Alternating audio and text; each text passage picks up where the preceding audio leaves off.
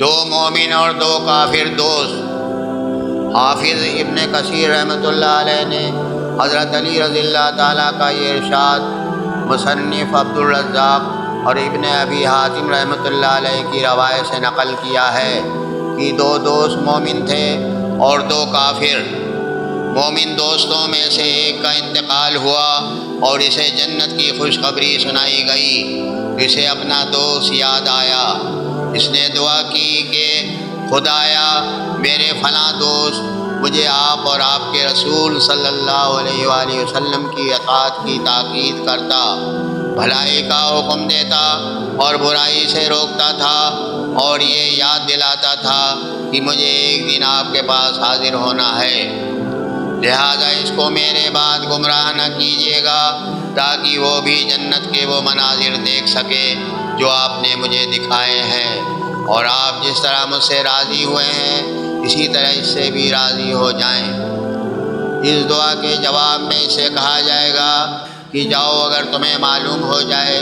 کہ میں نے تمہارے اس دوست کے لیے کیا اجر و ثواب رکھا ہے تو تم رو کم اور ہنسو زیادہ۔ اس کے بعد جب دوسرے دوست کی وفات ہو چکی گی تو دونوں کی ارواح جمع ہوں گی۔ باری تعالیٰ ان سے فرمائے گا کہ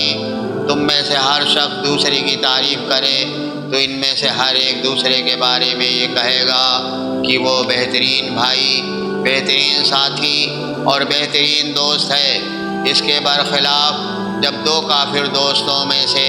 ایک کا انتقال ہوگا اور اسے بتایا جائے گا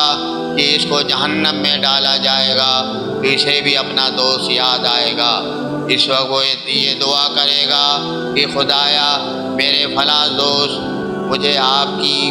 اور آپ کے رسول کی نافرمانی کرنے کا حکم دیتا تھا، برائی کی تاکید کرتا اور بھلائی سے روکتا تھا، اور مجھ سے کہا کرتا تھا کہ میں کبھی آپ کے حضور حاضر نہ ہوں گا، لہذا اس کو میرے بعد ہدایت نہ دیجیے گا تاکہ وہ بھی دوزخ کے وہ مناظر دیکھے جو آپ نے مجھے دکھائے ہیں، اور آپ جس طرح مجھ سے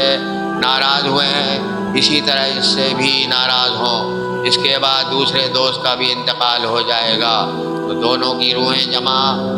کی جائیں گی اور ان سے کہا جائے گا کہ تم میں سے ہر شخص اپنے ساتھی کی تعریف کرے، تو ان میں سے ہر ایک دوسرے کے بارے میں کہے گا کہ یہ بدترین بھائی، بدترین ساتھی اور بدترین دوست ہے۔